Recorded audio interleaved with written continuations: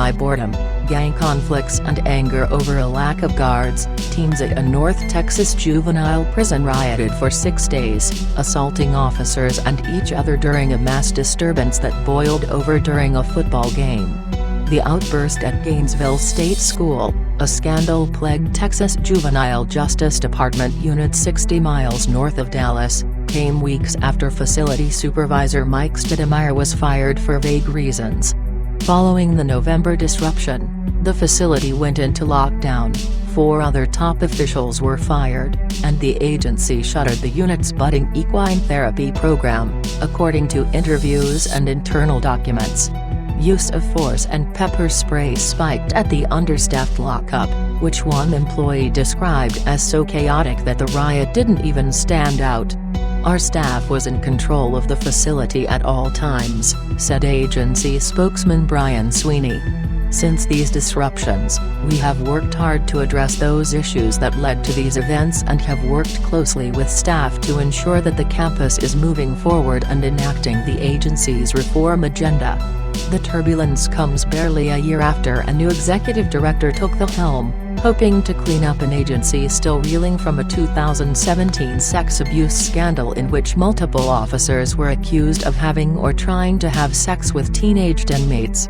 Since then, multiple officers have been terminated in other incidents, and this month local police arrested a guard who allegedly assaulted her boyfriend, the facility's security chief, during a Super Bowl bash held in on-campus officer housing. To union officials, the persistent difficulties stem from low pay and a lack of officers. The ongoing and escalating problems in TJJD are directly tied to the turnover and the loss of experienced staff in the agency, said Seth Hutchinson, vice president of the state employee union.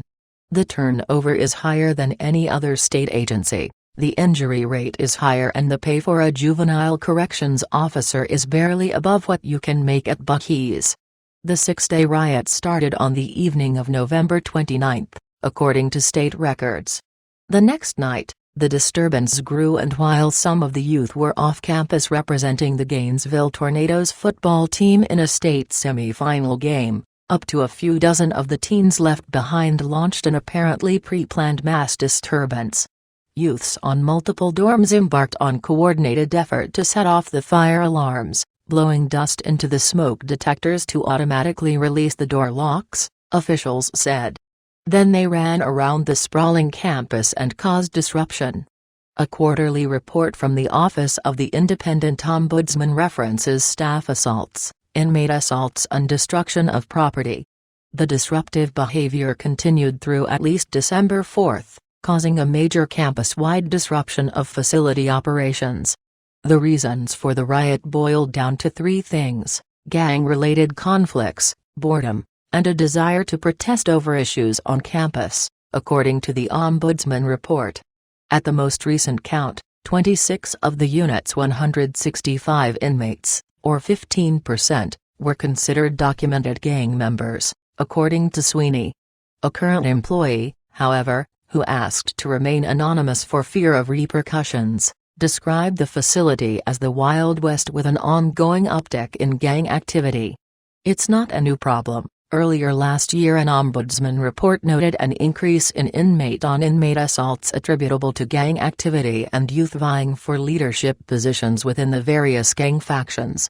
During a site visit over the summer, officials spotted kids openly using gang signs and handshakes.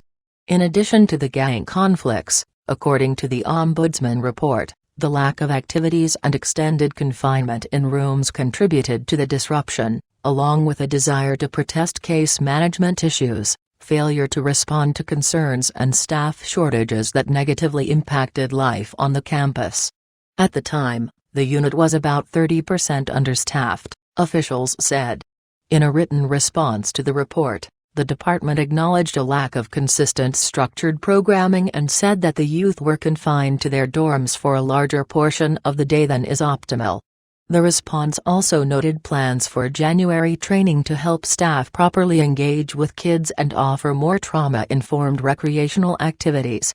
The department spokesman confirmed that training has since occurred.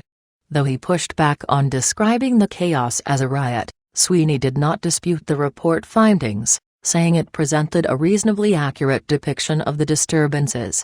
After the riot, the unit went on lockdown and officials temporarily sent in additional tactical team members from other units.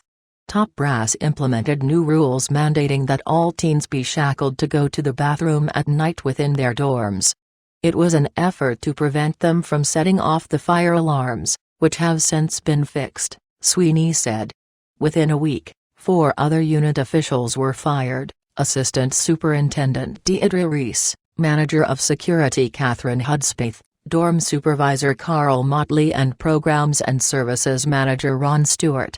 In a statement, the department's executive director Kane framed the terminations as part of her broader reform efforts.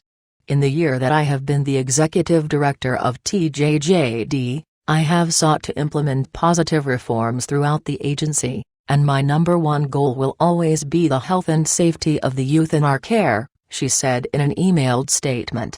I believe that these staffing decisions will have a positive impact on both the youth and the employees and allow us to effectively implement the initiatives that are happening all across TJJD. None of the terminated employees could be reached for comment.